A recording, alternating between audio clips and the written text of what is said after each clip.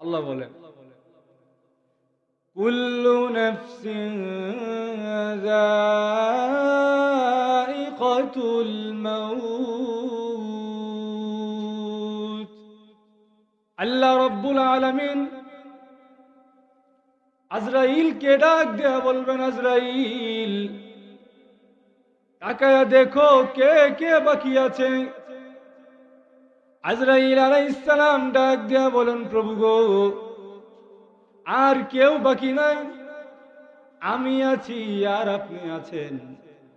আপনার তো কোনো মরণ নাই, কোনো ধ্বংস নাই, আর আমি আছি, আমার কোনো আজরাইল নাই। আমি আজরাইল আছি, কিন্তু আমার জান যে কবজ করবে এমন কোন আজরাইল ফেরেশতা নাই। আল্লাহ রাব্বুল আলামিন ডাক দিয়া বলেন, আজরাইল রে, সকলেই যেমন এক এক করে ধ্বংস হয়েছে, তোমারও ধ্বংস আছে, তুমি আজরাইলেরও ধ্বংস আছে, কিন্তু তোমার জান আর রূহ কবজ করার মতো কোনো আজরাইল নাই। কিন্তু তোমার রূহ কবজ করার ব্যবস্থা আমি আল্লাহ করে রাখছি। হ্যাঁ আজরাইল, জান্নাত আর জাহান্নামের মাঝখান দিয়ে চলে যাও। জান্নাত আর জাহান্নামের মাঝখান দিয়ে যখন যাবে, আমি আল্লাহ এই মুহূর্তে তোমার জান আর রূহ কবজ করে ফেলবো। কিতাবের মধ্যে রেখে আজরাইল আলাইহিস সালাম যখন জান্নাত আর জাহান্নামের মাঝখান দিয়ে যায়, আল্লাহ রাব্বুল আলামিন এমন সময় আজরাইলের রূহটা কবজ করে নেয়। আজরাইলের রূহ কবজ করার সময় আজরাইল এমন জোরে চিৎকার দেয়, কিতাবের মধ্যে এনেছে ওই সময় দুনিয়ার মধ্যে যদি কোনো মানুষ জীবিত থাকতো, আজরাইলের চিৎকার শুনে ওই মানুষের কলিজা ফেটে মরণ হয়ে যেত। জোরে কন্যা সুবহানাল্লাহ। আপনারা ঘুমে ধরে লেছেন, আওয়াজ নাই দিয়ে আপনারা আর একটা আওয়াজ দিয়া বলেন সুবহানাল্লাহ। সব মরবে, আজরাইলেরও ধ্বংস আছে। শুধু তাই নয়, আমাদের যে মরণ, যেই মরণের মাধ্যমে আমাদের ইহলীলা শেষ হবে, জীবন শেষ হবে, এই মরণেরও মরণ আছে। বুখারী শরীফের হাদিস, ইউতা বিল মাউত কাহাইআতি কাবিশিন আমলাহ। হাসরের মাঠে পুলসিরাতের পারে মরণ রে আনা হবে একটা দুম্বার আকৃতিতে। সুবহানাল্লাহ কইতেন না? মরণকে দুম্বার আকৃতিতে আনা হবে। এনে একজন ফেরেশতা বলবে, ও জান্নাতবাসী, ও জাহান্নামবাসী, এইটারে চিনছুনি তোমরা? তোমরা সবাই এইটা ভোগ করে আসছো, এর স্বাদ আস্বাদন করে আসছো। এটা আর কেউ নয়, এইটা হলো সেই দুনিয়ার মরণ। এই মরণকে আজকে পুলসিরাতের পারে জবাই করে দেওয়া হলো। জিন্দেগিতে আর কোনোদিন তোমাদের কাছে মরণ আসবে না। জোরে কন্যা সুবহানাল্লাহ।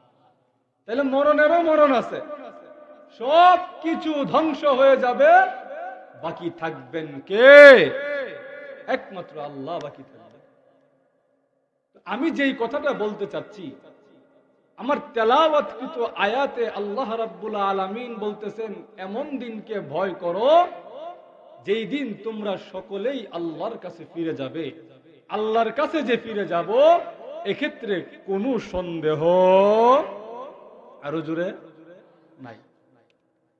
এইবার আমার যে তেলাওয়াতকৃত আয়াত, এই আয়াতটা আল্লাহ রাব্বুল আলামিন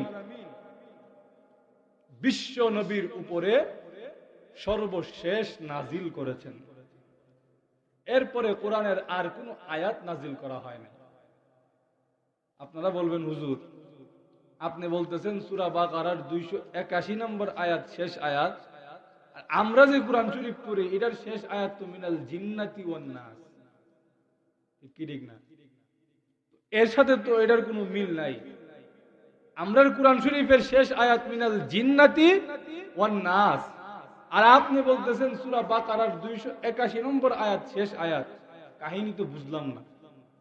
এর উত্তর হলো, আল্লাহ রাব্বুল আলামিন বিশ্ব নবী রাহমাতুল লিল আলামিনের উপরে আমরার কাছে এখন যেই কোরআন শরীফ আছে এই সিরিয়ালে কোরআন নাজিল করেন নাই। আল্লাহ লৌহে মাহফুজ থেকে সম্পূর্ণ কোরআনকে প্রথম আসমানের বাইতুল ইজ্জা নামক একটা ঘরে নাজিল করছেন। ওই বাইতুল ইজ্জা থেকে রসুলের উপরে যখন যেই আয়াত প্রয়োজন সেই আয়াত নাজিল করে দিয়েছেন। আর আমরার কাছে এখন যেই কোরআন শরীফ আছে এই সিরিয়ালে আল্লাহ লৌহে মাহফুজে কোরআন সংরক্ষণ করে রেখেছেন। আমরার কাছে যে কোরআন শরীফ এটা হলো লৌহে মাহফুজের কোরআন শরীফ। লৌহে মাহফুজে আল্লাহ এই সিরিয়ালে রাখছেন। শুরুর আয়াত আলহামদুলিল্লাহি রাব্বিল আলামিন, শেষ আয়াত মিনাল জিন্নাতি ওয়ান নাস। এটা হলো আল্লাহ লৌহে মাহফুজে এইভাবে কোরআনকে সংরক্ষণ করে রেখেছেন। লৌহে মাহফুজ এটা এমন একটা বোর্ড, এই বোর্ডের মধ্যে আল্লাহ শুধু কোরআন শরীফ নয়, কিয়ামত পর্যন্ত এই পৃথিবীতে যত মানুষ আসবে, যত পশু পাখি প্রাণী আসবে, সব কিছুর সূরত ওই বোর্ডের মধ্যে লটকায় রাখছেন।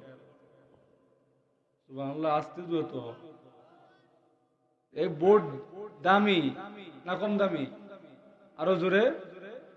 এই বোর্ডের মধ্যে আল্লাহ সব কিছু লটকায় রাখছেন, সব কিছু সংরক্ষণ করে রেখেছেন। এটা আমার কথা না, আল্লাহ নিজে বলছেন।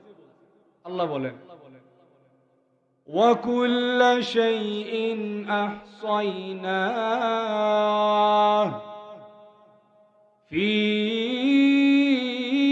إِمَامٍ مُبِينٍ।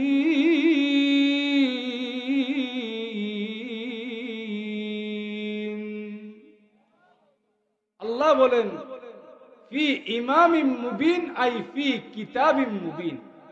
আল্লাহ বলেন প্রত্যেকটা বস্তু, প্রত্যেকটা জিনিসকে আমি আল্লাহ নির্দিষ্ট একটা কিতাবের মধ্যে সংরক্ষণ করে রেখেছি। কিন্তু এই জগতের একজন কিংবদন্তি শাইখুত তাফসীর আল্লামা হাফেজ জুবায়ের আহমদ আনসারী রাহিমাহুল্লাহ, আল্লাহ হযরতের কবরকে নূরে ভরপুর করে দিক। হযরতের সঙ্গে আমার একটা নিসবত থাকার কারণে, আমি হযরতের ঔরসজাত সন্তান হবার কারণে, হযরতের নামের উসিলায় আল্লাহ আমাকে এই সম্মানের চেয়ারে বসায়া দিয়েছেন। এই জন্যে এইখান থেকে একটা বোঝার বিষয় আছে, সম্পর্ক বা নিসবত সবসময় রাখতে হবে বড়দের সাথে। যদি বড়দের সাথে রাখি তাহলে বড়দের উসিলায় আল্লাহ আমাদের সম্মানও বাড়ায়া দিবেন। উদাহরণ দিলে বুঝবেন, রাস্তায় হাঁটার সময় অনেক সময় পায়ের কাছে গাছের টুকরা পড়ে না? গাছের টুকরা যখন পড়ে পা দিয়া সরায় দিই, কিন্তু ওই গাছের টুকরা দিয়া যখন কোরআন শরীফ রাখার রিহাল তৈরি করা হয়, তখন ওই গাছের টুকরাকে আর পা দিয়া সরাই না, বরং যদি পা লাগে 3 বার সালাম করে। কথা ঠিক না বে ঠিক? তখন গাছের টুকরা দাম বেড়ে যায়। কেন? কারণ এইটা এখন আর সাধারণ গাছের টুকরা নাই, এইটার নিসবত, এইটার সম্পর্ক সরাসরি আল্লাহর কালামের সাথে হয়ে গেছে। এজন্য আল্লাহর কালামের উসিলায় কাঠের টুকরার দামও বেড়ে গেছে। এজন্য সম্পর্ক বা নিসবত রাখতে হবে বড়দের সঙ্গে, হক্কানি আলেমদের সঙ্গে। আলেমদের সঙ্গে যদি সম্পর্ক রাখেন, আলেম তৈরির কারাগার, কারখানা, মাদ্রাসার সঙ্গে যদি সম্পর্ক রাখেন, আল্লাহ তাআলা আলেমদের নিসবতে আপনার ইজ্জত দুনিয়া এবং আখিরাতে বাড়ায়া দিবেন। এই কথাটা সবসময় মনে রাখবেন। যাই হোক, আমি আপনাদের সামনে পবিত্র কোরআন শরীফের সূরাতুল বাকারার 281 নম্বর আয়াতে কারিমা তেলাওয়াত করেছি। এই আয়াতের মধ্যে মহান আল্লাহ রাব্বুল আলামিন দুনিয়ার মানুষকে ডাক দিয়ে বলতেছেন, ও দুনিয়ার মানুষেরা, ওয়াত্তাকু ইয়াওমান তুরজাউনা ফীহি ইলাল্লাহ, এমন দিনকে তোমরা ভয় করো যেই দিন তোমরা সকলেই আল্লাহর কাছে ফিরে যাবে। আমরা সবাইকে আল্লাহর কাছে ফিরে যেতে হবে কি হবে না? আর একটা আওয়াজ দিয়ে বলেন। মন না চাইলেও আল্লাহর কাছে যেতে হবে, না যায় কোনো উপায়। আমাদেরকে যে একদিন চলে যেতে হবে, এই কথাটাতে কোনো দ্বিমত নাই। দ্বিমত আছে? আমাদেরকে যে একদিন চলে যেতেই হবে, আমার রবের ডাকে সাড়া দিতে হবে, আমার রবের সামনে আমাকে একদিন দাঁড়াতে হবেই, এই কথাটাতে কোনো দ্বিমত নাই, কারো কোনো সন্দেহের অবকাশ নাই। এবং সবাই এই কথাতে বিশ্বাসী, মুসলমান হোক, কাফের হোক, আস্তিক হোক, নাস্তিক হোক, সকলেই এই কথা বিশ্বাস করে একদিন না একদিন আমাদেরকে এই পৃথিবী ছেড়ে চলে যেতেই হবে। কেন? কারণ নিজের চোখের সামনে নিজের মারে মরতে দেখছে, নিজের চোখের সামনে নিজের বাবা মরতে দেখছে, নিজের চোখের সামনে নিজের দাদা দাদি, নানা নানি, শ্বশুর শাশুড়ি, পাড়া প্রতিবেশী, আত্মীয় স্বজনকে চোখের সামনে মরতে দেখছে। এই কারণে মরণে কোনো সন্দেহ নাই, প্রত্যেকেই এই কথা বিশ্বাস করে একদিন না একদিন আমাদের সকলকেই মরতে হবে। কবি সুন্দর করে বলছেন, আমার আগে এই বাড়িতে বাস করেছে অনেকজন, আমার আগে এই বাড়িতে বাস করেছে অনেকজন, তারাও গেছে আমিও যাব, থাকবো না কেউ বেশিক্ষণ। আমাদেরকে যে যেতে হবে এখানে কোনো সন্দেহ নাই। আল্লাহ নিজেও কোরআনে বলছেন, আল্লাহ বলেন, কুল্লু নাফসিন যায়িকাতুল মাউত। আল্লাহ রাব্বুল আলামিন বলেন, প্রত্যেকটা প্রাণীকে মৃত্যুর স্বাদ ভোগ করতে হবে, মৃত্যুর স্বাদ আস্বাদন করতে হবে। সব কিছু ধ্বংস হয়ে যাবে, কিচ্ছু বাকি থাকবে না। চাইলেও আল্লাহর কাছে যেতে হবে, না চাইলেও আল্লাহর কাছে যেতে হবে। আল্লাহ নিজেই কোরআনে বলছেন, আল্লাহ বলেন, কুল্লু মান আলাইহা ফান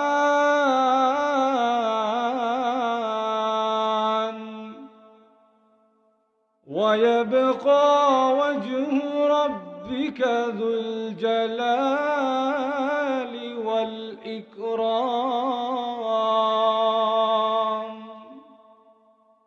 আল্লাহ রাব্বুল আলামিন বলেন, এই দুনিয়াতে যা কিছু আছে, কুল্লু মান আলাইহা ফান, এই দুনিয়ায় যা কিছু আছে সব ধ্বংস হয়ে যাবে, বাকি থাকবেন একমাত্র ইজ্জত আর সম্মানের অধিকারী আল্লাহ তাআলা। জোরে বলুন সুবহানাল্লাহ।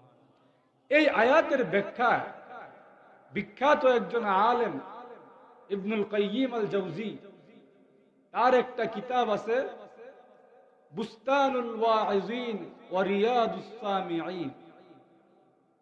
এই কিতাবের মধ্যে তিনি আনছেন, সব কিছু ধ্বংস হয়ে যাবে, একে একে ফেরেশতা যারা আছে তারাও ধ্বংস হয়ে যাবে। এই নাপাক পানি যখন মায়ের পেটে যায়, তখন ফেরেশতা ওই নাপাক পানিটা হাতে নিয়ে বলে, আল্লাহ এটা কি কাজে লাগাবো নাকি নষ্ট করে দেব? কারণ সন্তান দেওয়া আর না দেওয়া এই ক্ষমতা একমাত্র কার? আরো জোরে। কোন পীর সাহেবের আসেনি? কোন পীর সাহেবের এই ক্ষমতা আসেনি আপনারে সন্তান দিত? কোন পীর সাহেবের এই ক্ষমতা নাই যে আপনারে সন্তান দিত? এমনকি আল্লাহ এই ক্ষমতা নবী রাসূলরাও দেন নাই। সন্তান দেওয়ার ক্ষমতা একমাত্র আল্লাহ। আমরা সমাজে দেখবেন অনেক জাহিল আছে, বউরে গিয়া মারধর করে। কেন? বলে ফুয়া না হইয়া ফুরি হইল কেন, এ কারণে বউরে গিয়া মারধর করে। আছে না নাই? আরো জোরে, পুয়া দেওয়ান আর ফুরি দেওয়ান এই ক্ষমতা কি বউর হাতে আসেনি? আরো জোরে, এই বেড়ার হাতেও তো নাই। ছেলে হবে না মেয়ে হবে, সন্তান কি আসবে নাকি আসবে না, এই সম্পূর্ণ দায়িত্ব, এই সম্পূর্ণ ক্ষমতা শুধুমাত্র কার হাতে? আরো জোরে, ইব্রাহিম আলাইহিস সালাম বুড়া হয়ে গেছে, আল্লাহর কাছে কান্দে, আল্লাহ আমার দি কোনো ওয়ারিস নাই, আমার দি সন্তান নাই, আল্লাহ আপনি আমার একটা সন্তান দেন। রব্বি হাবলি মিনাস সালিহিন।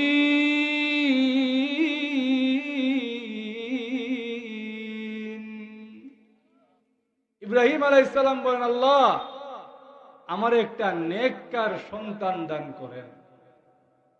এখান থেকে বুঝবেন, সন্তান চাইলে শুধু শুধু সন্তান চাইবেন না, সব লোক একটা শব্দ লাগাই দিবেন, নেককার সন্তান দেন। কথা বলেন ঠিক কিনা? অবাধ্য সন্তান হওয়ার চেয়ে সন্তান না হওয়াই ভালো। জোরে বলেন ঠিক কিনা? একটা নষ্ট ছেলে, একটা অবাধ্য সন্তান মা বাবার জীবন রে জাহান্নামের জিন্দেগি কইরা দেওয়ার জন্য যথেষ্ট। জোরে বলেন ঠিক কিনা? আমরা সমাজে এমন চিত্র নাইনি? আরো জোরে, শুধু তাই নয়, জাকারিয়া আলাইহিস সালাম, কুরআন শরীফের মধ্যে আসছে ওয়াস্তাআলার রাসু শাইবা, তার চুল সাদা হয়ে গেছে, বার্ধক্যে উপনীত হয়ে গেছে, বুড়া হয়ে গেছে। আল্লাহর কাছে বলে, আল্লাহ আমার দুই সন্তান নাই। মারিয়াম আলাইহিস সালামের কাছে গেছে, গিয়া দেখে মারিয়াম আলাইহিস সালামের কাছে বেমৌসুমি ফল আর সবজিতে ভরা। যে মৌসুমে যে ফল হওয়ার কথা, এই ফলে বাদেও আরো অন্যান্য ফল আছে, যেই ফল এই মৌসুমে হওয়ার কথা না, এমন ফল যখন গিয়া দেখে মারিয়াম আলাইহিস সালামের কামরার মধ্যে, জাকারিয়া আলাইহিস সালাম বলেন, ও মারিয়াম, আন্না লাকি হাযা, বুঝতে পাইছো এই বেমৌসুমি ফল তোমারে কে দিয়া গেল? মারিয়াম আলাইহিস সালাম বলেন, قالت هو من عند الله।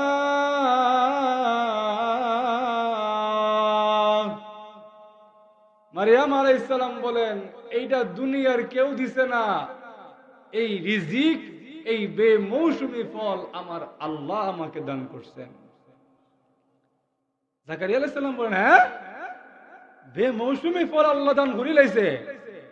যে আল্লাহ বেমৌসুমি ফল দিতে পারে, যে মৌসুমে যে ফল ধরার কথা না, এই ফল যে আল্লাহ দান করতে পারে, আমিও তো বেমৌসুমি হয়ে গেছি, সন্তান দেওয়ার ক্ষমতা আমার নাই, আল্লাহ তো আমার বেমৌসুমে একটা সন্তান দান করতে পারে। এবার জাকারিয়া আলাইহিস সালাম ইশকে উঠে গেছেন, এবার আল্লাহর কাছে দোয়া শুরু করছে। هنالك دعا زكريا ربه। জাকারিয়া আলাইহিস সালাম আল্লাহর কাছে দোয়া করে, আল্লাহ হাবিলি মিন লাদুনকা যুররিয়াতান তাইয়্যিবা, আল্লাহ আমার একটা নেককার সন্তান দেন, আমার একটা নেককার সন্তান দেন। আমার তো কোনো ওয়ারিস নাই, আমি চলে গেলে ইয়াকুব নবীর যে একজন উত্তরাধিকার ওয়ারিস হবে, ইয়াকুব নবীর দায়িত্ব একজন পালন করবে, এমন কেউ তো নাই। আল্লাহ আমি তো বেমৌসুমি হয়ে গেছি, সন্তান দেওয়ার ক্ষমতা আমার নাই, কিন্তু যে আল্লাহ মরিয়ম রে বেমৌসুমি ফল দান করতে পারে, সেই আল্লাহ আমারও বেমৌসুমে সন্তান দিতে পারে। আল্লাহ ডাক দিয়া বলে, ইয়া জাকারিয়া ইন্না নুবাশশিরুকা বিগুলাম ইসমুহু ইয়াহইয়া লান নাজআল লাহু মিন ক্বাবলু সামিয়্যা। আল্লাহ ডাক দিয়ে বলেন, ও জাকারিয়া, তোমারে আমি একটা ছেলে সন্তানের সুসংবাদ দিলাম। এই সন্তানের নাম হলো ইয়াহইয়া। এমন নামে আমি আল্লাহ কোন নবী ইতিপূর্বে পাঠাই নাই। তোমারে আমি ইয়াহইয়া নামক নবী ইয়াহইয়া নামক ছেলের সুসংবাদ দিলাম। তাহলে সন্তান দেওয়ার ক্ষমতা আল্লাহ নবীদেরকেও দেন নাই, নবীরাও আল্লাহর কাছে চেয়ে চেয়ে সন্তান পাইছে। বলেন ঠিক কিনা? তাহলে কেউ যদি বলে আমার কাছে আয়ো আমি সন্তান দিয়া দেবো, তাহলে বুঝতে হইব এটা 1 নম্বরের বাটপার। জোরে বলেন ঠিক কিনা? তো যে কথাটা বলতেছিলাম, আমাদের সকলের চেহারার সুরত আকৃতি ওই বোর্ডের মধ্যে লটকানো আছে। আল্লাহ রাব্বুল আলামিনের কাছে ফেরেশতারা ওই নাপাক পানিটা দেখায়া বলেন, প্রভু গো, এই পানিটা এখন কি করব? এই পানিটা কি কাজে লাগাবো নাকি ফেলে দিব? কাজে যদি লাগাই, আঙ্গুল কি 20টা দিব পায়ে হাতে মিলায়া নাকি 22টা দিব?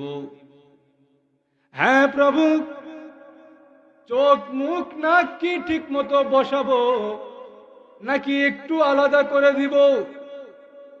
আল্লাহ রাব্বুল আলামিন ডাক দিয়া বলেন, ফেরেশতারা রে, এত ডিটেইলস আমাকে জিজ্ঞেস করার দরকার নাই। এই সন্তানটা তার মার পেটে আসার আগে তার সম্পূর্ণ বডির আকৃতি সুরত আমি আল্লাহ লৌহে মাহফুজে লটকায়া দিয়েছি। আমরা সবার চরিত্র, সবার সুরত, সবার চিত্র আল্লাহ আমরা জন্মের আগেই লৌহে মাহফুজের মধ্যে লটকায়া দিয়েছে। শুধু তাই নয়, তাফসীর ইবনে কাসীরের মধ্যে আনছে, আল্লাহর নবী, বিশ্ব নবী রাহমাতুল লিল আলামিন ডাক দিয়া বলেন, সকল নবীরা, আমার পূর্বে যত নবী এসেছে সকল নবীরা তার উম্মত নিয়ে আমি নবীর সঙ্গে মুসাফা করতে এসেছে। কোন জায়গায় মুসাফা করতে এসেছে এই কথাটা হাদিসের মধ্যে উল্লেখ নাই। মুহাদ্দিসিনে কেরাম বলেন 2টা জায়গা হতে পারে, একটা হলো মেয়ারাজের রজনীতে, আরেকটা হলো নবীজির স্বপ্নের মধ্যে এসেছে। আল্লাহর নবী বলেন, সকল পয়গম্বর তার উম্মত নিয়ে আমি নবীর সঙ্গে মুসাফা করতে এসেছে।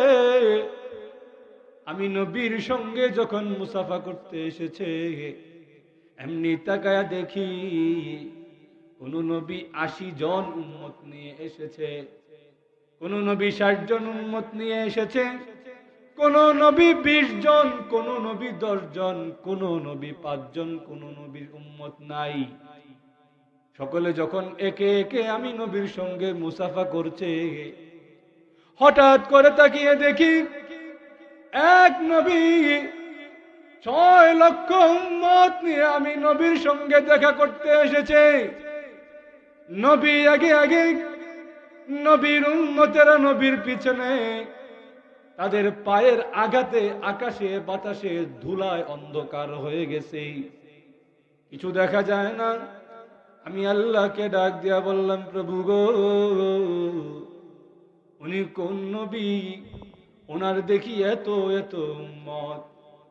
আল্লাহ ডাক দিয়া বলেন, নবী গো, উনি হচ্ছেন বনি ইসরাইলের বড় পয়গম্বর হযরতে মূসা আলাইহিস সালাম।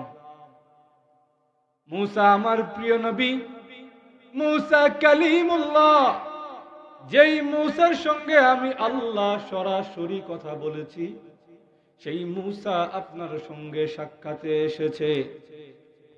সুবহানাল্লাহ কইতেন না? মূসা আলাইহিস সালাম কি ছোট নবী না বড় নবী? আরো জোরে, নরম না গরম? আরো জোরে, গরম নবী। আপনারা ঘুমো ধরতেছেন, অসুবিধা হইতেছেন আপনারা? শেষ করে এলাম অল্প কিছুক্ষণ। মূসা আলাইহিস সালাম অনেক বড় মাপের নবী, আবার গরম নবীও। আল্লাহর নবী, বিশ্ব নবী রাহমাতুল লিল আলামিন মেরাজের রজনীতে যখন গেছে, যাওয়ার পরে প্রথম আসমানে যাওয়ার পরে দরজায় আঘাত, ভিতর থেকে আওয়াজ আসে, কে আসছেন? জিবরাইল আলাইহিস সালাম বলেন, আপনার সঙ্গে বিশ্ব নবী মুহাম্মদুর রাসূলুল্লাহ সাক্ষাতে এসেছেন। সাক্ষাৎ করলেন। আল্লাহর নবী বলেন, ও ভাই জিবরাইল, উনি কে? উনি কোন নবী? জিবরাইল আলাইহিস সালাম বলেন, ইয়া রাসূলুল্লাহ, ইয়া হাবিবাল্লাহ, ইনি হলেন আপনার আব্বা, আপনার আদি পিতা হযরত আদম আলাইহিস সালাম। দ্বিতীয় আসমানে গেছে, আবার আওয়াজ, কে আসছেন? আপনার সঙ্গে বিশ্ব নবী দেখা করতে এসেছেন। দরজা খুলছে, দেখা হলো। ও ভাই জিবরাইল, উনি কোন নবী? জিবরাইল আলাইহিস সালাম বলেন, ইয়া রাসূলুল্লাহ, উনি হলেন ইব্রাহিম আলাইহিস সালাম। তৃতীয় আসমানে গেছে, আবার আওয়াজ, কে আসছেন? আপনার সঙ্গে বিশ্ব নবী সাক্ষাৎ করতে এসেছেন। দরজা খুললেন, কথা হলো, সাক্ষাৎ হলো। ও ভাই জিবরাইল, উনি কে? ইয়া রাসূলুল্লাহ, উনি হলেন হযরত নূহ আলাইহিস সালাম। এইভাবে একে একে যখন উপরে উঠতেছে, পঞ্চম আসমানে যাওয়ার পরে দরজায় আঘাত, খোলার পরে দেখা হলো, সাক্ষাৎ হলো। ও ভাই জিবরাইল, উনি কে? বলে, ইয়া রাসূলুল্লাহ, উনি হলেন কালিমুল্লাহ হযরত মূসা আলাইহিস সালাম। নবীজি মূসা আলাইহিস সালামের সঙ্গে সাক্ষাৎ করে উপরের আসমানে যাইতেছেন। এমন সময় শুনে মূসা আলাইহিস সালামের আসমান থেকে জোরে জোরে আওয়াজ আসতেছে। সুবহানাল্লাহ কইতেন না? জোরে জোরে আওয়াজ করে বলতেছে, আল্লাহ তোমার কেমন ইনসাফ, আমি বুঝলাম না, তোমার বিচারটা আমি মেনে নিতে পারলাম না। মুহাম্মদ সাল্লাল্লাহু আলাইহি সাল্লাম আমার পরে আসলো, আমার পরের নবী, কিন্তু উনি আমার আগে ষষ্ঠ আসমানে উঠে যাইতেছে, আমার আগে ষষ্ঠ আসমানে যাইতেছে, অথচ উনি আসছে আমার পরে। এই বিচারটা আমি মানতে পারলাম না। এইভাবে যখন মূসা আলাইহিস সালাম অভিযোগ করা শুরু করলেন, আল্লাহর নবী ঘাবড়ে গেলেন। ও ভাই জিবরাইল, এইভাবে রবের সঙ্গে কেমনে কথা বলে? আল্লাহর সঙ্গে এমনি এইভাবে কেমনে কথা বলে? জিবরাইল আলাইহিস সালাম বলেন, ইয়া রাসূলুল্লাহ, ইয়া হাবিবাল্লাহ, আপনার এই ভাই, আল্লাহ তাকে এইভাবেই ভালোবাসেন, তিনিও আল্লাহকে এইভাবেই ভালোবাসেন। আল্লাহর সঙ্গে গরম, তাহলে কেমন গরম নবী? বড় গরম নবী মূসা আলাইহিস সালাম। মূসা আলাইহিস সালাম 6 লক্ষ উম্মত নিয়ে আল্লাহর নবীর সঙ্গে মুসাফা করতে এসেছেন। মূসা আলাইহিস সালামের উম্মত দেখে নবীজির চেহারাটা মলিন হয়ে গেল। আল্লাহর নবী ডাক দিয়ে বলেন, প্রভু গো, মূসা নবীর মতো এত উম্মত তো আমি নবীর হবে না। মূসা আলাইহিস সালাম যখন কিয়ামতের কঠিন ময়দানে এত নবী, এত উম্মত নিয়ে উঠবে, আমি মুহাম্মদ তো লজ্জায় লজ্জিত হয়ে যাব। প্রভু গো, আমি মুহাম্মদের তো এত উম্মত হবে না। নবীর চেহারাটা যখন মলিন, আল্লাহ ডাক দিয়া বলেন, নবীজি, মূসা নবীর উম্মত দেখে আপনি নবীর চেহারাটা মলিন হয়ে গেছে, আপনি একটু কষ্ট করে আপনার মাথাটা ডান দিকে ঘুরান। নবীজি বলেন, আমি মাথা ডান দিকে ঘুরালাম, তাকায়া দেখি শুধু মানুষ আর মানুষ। মানুষের ভিড়ের কারণে ডান দিকের আসমান আর দেখা যায় না। আল্লাহ বলেন, নবীজি, এইবার মাথাটা বাম দিকে ঘুরান। নবী বলেন, আমি মাথাটা বাম দিকে ঘুরাইলাম। বাম দিকে এত মানুষ আর মানুষ, মানুষের কারণে বাম দিকের আসমান আর দেখা যায় না। হ্যাঁ নবীজি, এইবার মাথাটা একটু উপরে তুলেন। নবী বলেন, আমি মাথাটা উপরে তুললাম, তাকায়া দেখি শুধু মানুষ আর মানুষ। মানুষের ভিড়ের কারণে আমার উপরের আসমান ব্লক হয়ে গেছে, আমার উপরের আসমান আর দেখা যায় না। চতুর্দিকে শুধু মানুষ আর মানুষ। আল্লাহ ডাক দিয়া বলেন, নবীজি, মূসা নবীর 6 লক্ষ উম্মত দেখে আপনি নবীর চেহারাটা মলিন হয়ে গেছে, আপনি ডাইনে বামে উপরে যত মানুষ দেখতে পাচ্ছেন, 6 লক্ষ নয়, 6 কোটি নয়, ডানে বামে উপরে যত মানুষ দেখতে পাচ্ছেন গো, এই সবগুলো হলো আপনি বিশ্ব নবীর উম্মত।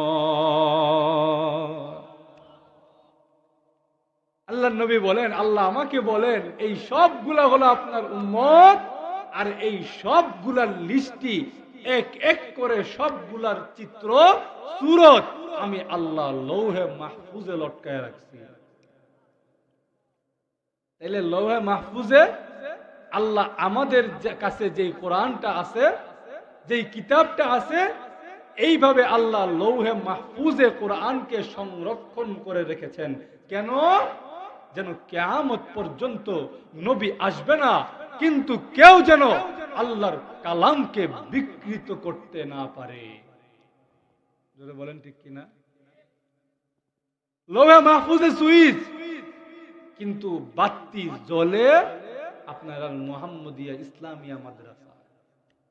ঠিক কি ঠিক না? এটা একটা উদাহরণ দিলে বুঝিলাইবা। দেখবেন যে অনেক সময় আমরা বাড়িতে কাজ করার জন্য একেবারে প্রত্যন্ত অঞ্চল থেকে মিস্ত্রি নিয়ে আসে কি আসে না? মিস্ত্রি যখন নিয়ে আসছে, হে যে এলাকার থেকে আইছে ওই এলাকার বিদ্যুৎ এখনো গেছে না, বিদ্যুৎ কি জিনিস হে বুঝই না। হে যখন গৃহস্থের ঘরে আইছে, সন্ধ্যাবেলায় এরে বলে বাতিটা নিবায়া দে, এই বাতিটার দরকার নাই, বাতিটা নিবায়া দে। হে চিন্তা করলো এই বাতি কেমনি নিবাই, এই বাতি তো জিন্দিগিতে দেখছি না। এরপরেও বাড়ির যেমনি কুফি নিবাইছি, হারিকেন নিবাইছি, এমনি একটা চেষ্টা করে দেখি। হে একটা টেবিল নিয়ে আইন না বাতির কাছে গিয়ে ফুয়ায়, বাতি কিয়ামত পর্যন্ত নিবনি। আরো জোরে, মালিকে কই কিতা করস রে, বাতি নিবাই, তুই ফুয়াইলে বাতি নিব। আমরা তো বাড়ির দেখছি এমনি, আমরা ফুয়াইলে বাতি নিবে। বলো রে বলো, এটা ওইখানে সুইচ আছে, ওই সুইচে গিয়ে টিপ দে, বাতি অটোমেটিক নিবা যাইব। হ্যাঁ কই বুঝলাম না হিসাবটা, সুইচ কই আর বাতি কই? সুইচ আর বাতির লগে তো কোনো মিল নাই। এরপরে যখন সুইচে গিয়ে টিপ দিছে আর বাতি যখন নিবা গেছে, এইবার তো হ্যাঁ কয় কোন এক আশ্চর্য জিনিস দেখলাম, সুইচ একখানে বাতি একখানে, একখানে টিপ দিলে আর একখানে নিবে। আল্লাহ বলে আমার এক জায়গায় সুইচ রাখা দিছি, আমার কাছে কন্ট্রোল আমি রাখা দিছি, আর আমি নবীর বাগান যেখানে আছে, আমার কোরআন যেখানে পড়া হয়, এই মাদ্রাসা গুলাতে আমি আল্লাহ বাতি রাখা দিছি। ওইখান থেকে আমি আল্লাহ তোমাদের মুহাম্মদিয়া ইসলামিয়া মাদ্রাসার মধ্যে বাতি জ্বালাইয়া দেই। আমার কোরআনের বাতি জ্বলে। কিয়ামত পর্যন্ত কোরআন রে কেউ বিকৃতি করতে পারবে? এই গেল 1 নম্বর। 2 নম্বর বিষয়, এইবার আয়াতে ঢুকি, আয়াতের তরজমা আর সংক্ষিপ্ত ব্যাখ্যা করে আমার আলোচনা শেষ। আয়াতের অর্থ শুরুতেই একবার বলছি, আয়াতে আল্লাহ বলছেন এমন দিনকে ভয় করো যেই দিন তোমরা সকলেই আল্লাহর কাছে ফিরে যাবে। মুফাসসিরিনে কেরাম বলেন, কোন বান্দা যদি তার মনের মধ্যে এই কথাটা রেখে দেয় যে একদিন না একদিন আমাকে আমার রবের কাছে ফিরে যেতে হবে, একদিন না একদিন আমাকে আমার রবের সামনে দাঁড়ায়া জবাবদিহি করতে হবে, এই কথা যেই বান্দা তার দিলের মধ্যে গেঁথে রাখবে, লিখে রাখবে, এই বান্দার পক্ষে জিন্দেগিতে সুদ খাওয়া সম্ভব নয়। এই বান্দার পক্ষে জিন্দেগিতে ঘুষ খাওয়া সম্ভব নয়, দুর্নীতি করা সম্ভব নয়, চুরি করা সম্ভব নয়, ডাকাতি করা সম্ভব নয়, নামাজ ছাড়া সম্ভব নয়। ঠিক কিনা? আল্লাহর কাছে দাঁড়ায়া জবাব দিতে হবে, এই ভয় যদি মনের মধ্যে রাখেন, তাইলে কি চুরি করা সম্ভব?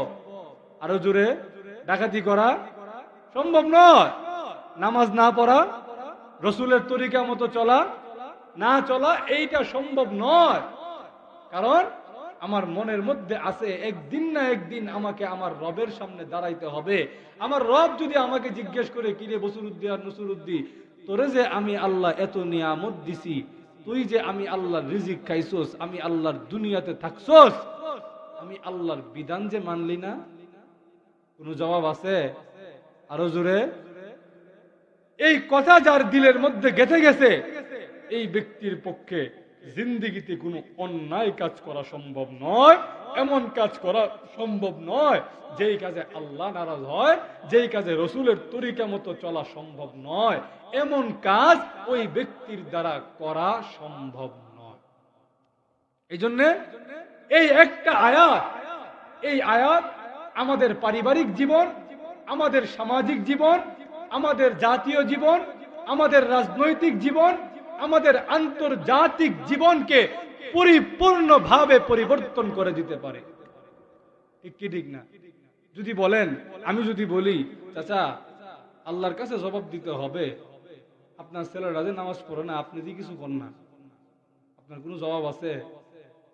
আপনি যদি চিন্তা করেন যে আমার পুতে যে নামাজ পড়ে না, আমার ছেলেটা মসজিদে যায় না, আমার ছেলেটা দিনের পথে নাই, বেদিনের হাতে চলে, তাহলে এই জবাবটা তো কিয়ামতের কঠিন ময়দানে আমাকে আল্লাহর সামনে দাঁড়ায় দিতে হবে। এই ভয় যার মনের মধ্যে আছে, তার পক্ষে এই আল্লাহর বিধানের অমতে চলা, পরিবারকে মেনটেন না করে পরিবারকে যেমনে মন চায় এমনে চালানো, এমনে কন্ট্রোল করা তার পক্ষে সম্ভব নয়। কথা বলেন ঠিক কিনা? আমিরুল মুমিনিন হযরত ওমর রাদিয়াল্লাহু আনহু, উনি একবার মরুভূমিতে গেছে, পাহাড়ের ভিতরে কেউ নাই, গিয়া দেখে একটা নিগ্রো রাখাল, কালো রাখাল, সে বকরি চড়ায়।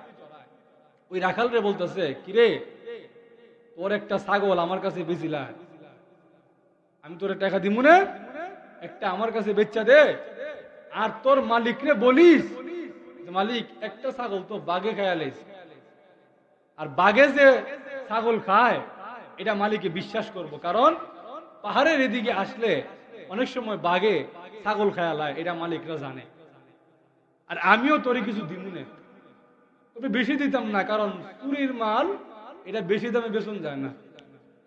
জোরে বলেন ঠিক কিনা? ওমর রাদিয়াল্লাহু আনহু বলেন, মনে মনে বলেন তোরে পরীক্ষা করি, দেখি তোর ঈমানটা কতটুকু মজবুত। ওই নিগ্রো রাখাল আমিরুল মুমিনিন ওমরকে চিনে না। এইবার নিগ্রো রাখাল বলেন, লাম্বা তো কম হইছেন না, বুদ্ধিটা আকলটা বুঝি এখন হইছে না। আপনি যে আমারে বলতেছেন, আমার মালিকরে কইতাম যে ছাগলটা বাঘে খায়া লাইছে, মালিকও বিশ্বাস করব, এটা তো আমার দুনিয়ার মালিক, আমার আখিরাতের মালিক কি আমারে দেখে না? সুবহানাল্লাহ কইতেন না? ওমর রাদিয়াল্লাহু আনহুকে ওই রাখাল বালক ডাক দিয়া বলে, আমাকে আমার দুনিয়ার মালিক দেখে না, আমি আমার দুনিয়ার মালিকের কাছে মিথ্যা বলে পার পেয়ে যেতে পারি, কিন্তু আমার আখিরাতের মালিক, আমার দিন এবং দুনিয়ার মালিক মহান আল্লাহর চোখে আমি কেমনে ফাঁকি দিব? রাখাল বালকের এই কথা শুনে আমিরুল মুমিনিন ওমর চোখের পানি ছেড়ে দিয়া কান্দে। আমিরুল মুমিনিন হযরত উমর রাখালকে ডাক দিয়া বলেন, ওরে রাখাল বালক, আমি হলাম আমিরুল মুমিনিন হযরত ওমর, আমি কোনো সাধারণ মানুষ নই, আমি হলাম খলিফাতুর রাসূল, আমিরুল মুমিনিন। আমি উমরের এক আঙ্গুলের ইশারায় অর্ধেক পৃথিবী পরিচালিত হয়।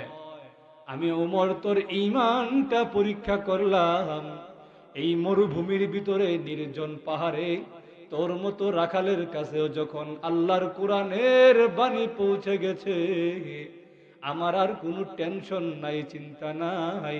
আমার দেশের রাখালও যখন কোরআনের অর্থ বুঝে, আমার দেশের রাখালও যখন বুঝে গেছে একটা অন্যায় করলে তার পরকালের মালিক তাকে দেখে ফেলবে, আমি উমরের আর কোনো চিন্তা নাই, আমার দেশের একটা মানুষও আর দুর্নীতি করতে পারে না। জোরে বলেন ঠিক কিনা? রাখালও যখন বুঝে গেছে যে আমি যদি একটা অন্যায় করি আমার আল্লাহর কাছে আমাকে জবাব দিতে হবে, দুনিয়ার সামান্য লোভ লালসায় পড়ে আমি যদি আমার আল্লাহরে নারাজ করে দেই, আমার রসুলরে আমি নারাজ করে দেই, কিয়ামতের ময়দানে এমন বিপদ হয়ে যাবে যেই বিপদ থেকে আমাকে কেউ উদ্ধার করতে পারবে।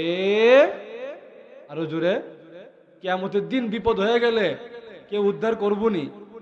আরো জোরে, আজকের দুনিয়ায় দরদি মা, জন্মদাতা বাবা, দুনিয়ার যে কোনো বিপদে পড়ি না কেন, মার কাছে গেলে সমস্যার সমাধান, বাবার কাছে গিয়া যদি বলি বাবা সমস্যার সমাধান করে দেয়।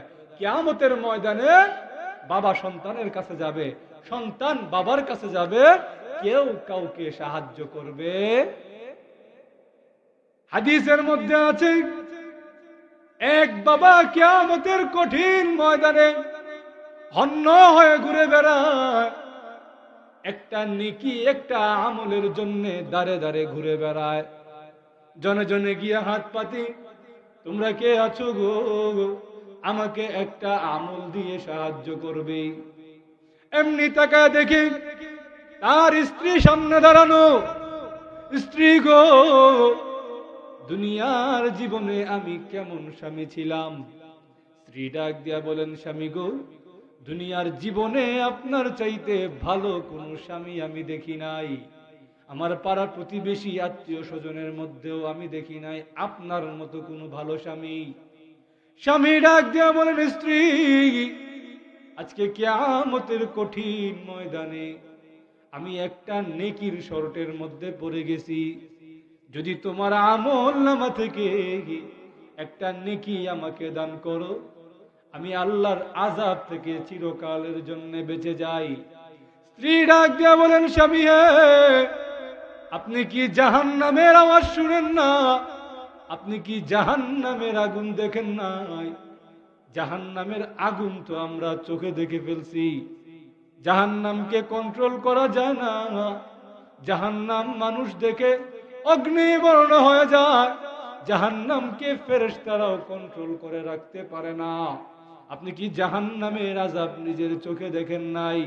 আপনাকে যদি একটা আমল দিয়ে দেই, আর আমার আমলে যদি ওই একটা আমল শর্ট পড়ে যায়, আপনি তো জান্নাতে চলে যাবেন, কিন্তু আপনাকে আমল দেওয়ার কারণে আমি জাহান্নামী হয়ে যাব।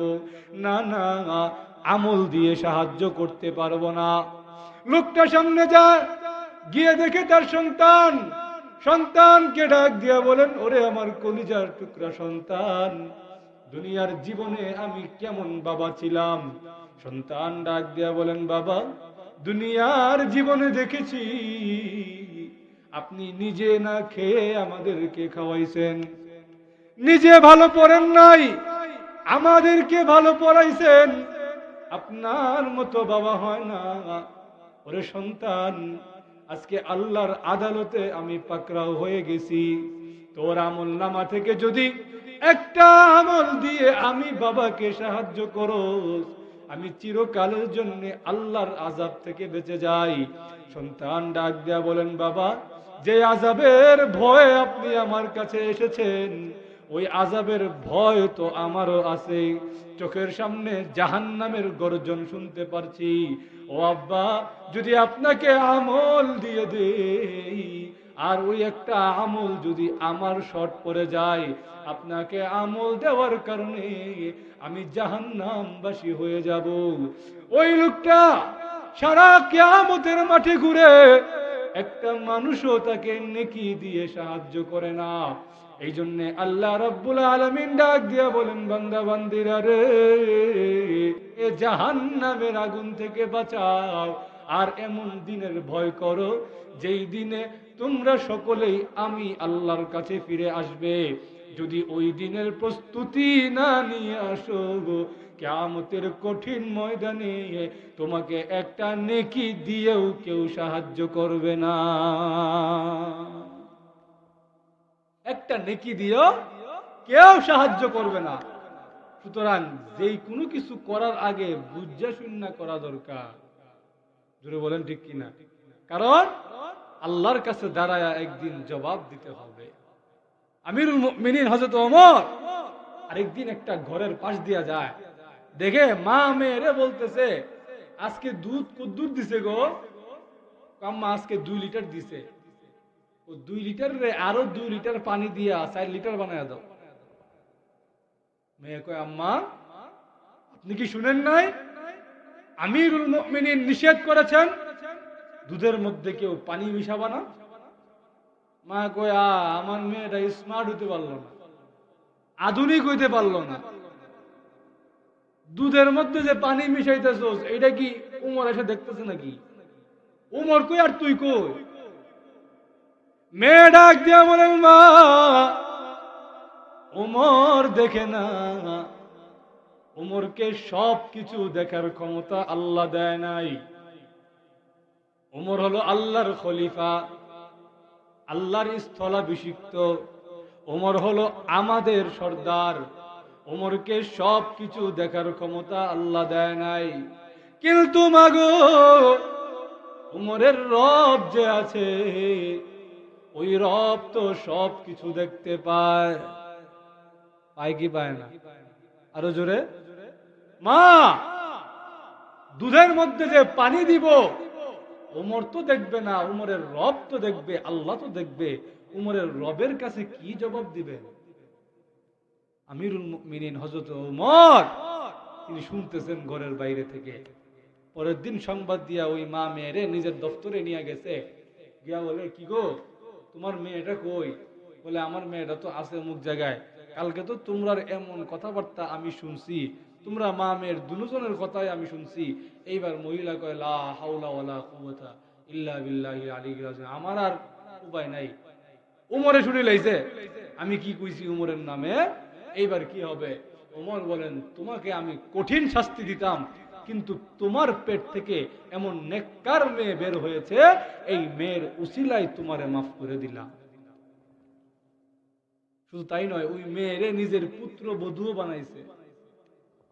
তাহলে যেই কোনো কিছু করার আগে কে দেখলো আর কে দেখলো না তাতে কিছু যায় আসে না। যিনি দেখার তিনি দরজার ভিতরেও দেখেন, দরজার বাহিরেও দেখেন, কম্বলের নিচেও দেখেন, কম্বলের বাহিরেও দেখেন। আলোতে যেমন দেখেন অন্ধকারেও তিনি দেখেন। শুধু দেখেনই না, তিনি একটা পিপিলিকা যখন হেঁটে যায় ওই পিপিলিকার খবরও তিনি রাখেন। বলেন ঠিক কিনা?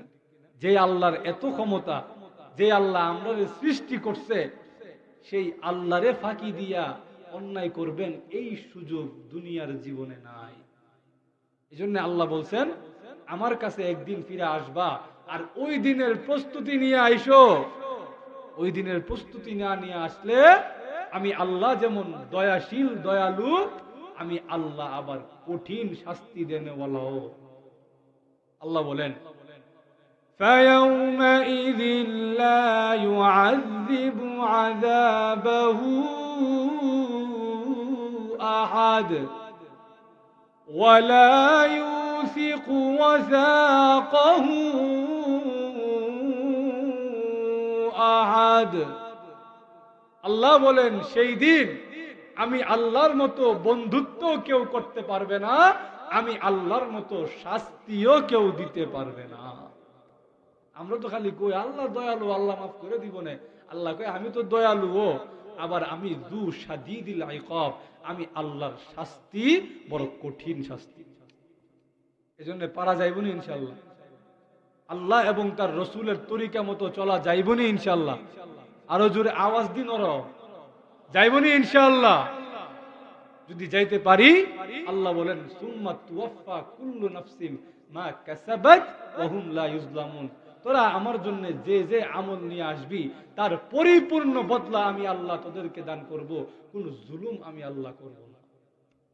ইমানদারদের জন্য জান্নাত, কাফের বেঈমানদের জন্য জাহান্নাম। আপনারা কোন দলে যাইতে চান? আরো জোরে। জান্নাতে যদি যেতে হয় আল্লাহ এবং তার রসুলের হুকুম মতো চলতে হবে। আল্লাহর হুকুম রসুলের তরিকা মতো যদি চলতে পারি, কিয়ামতের ময়দানে আল্লাহ আমাদের হাতে জান্নাতের সার্টিফিকেট দিয়ে দিবে। পারা যাইব তো ইনশাআল্লাহ। আরো জোরে। আল্লাহ রাব্বুল আলামিন আমাদেরকে আমল করার তৌফিক দান করুক। আপনারা যারা এখানে উপস্থিত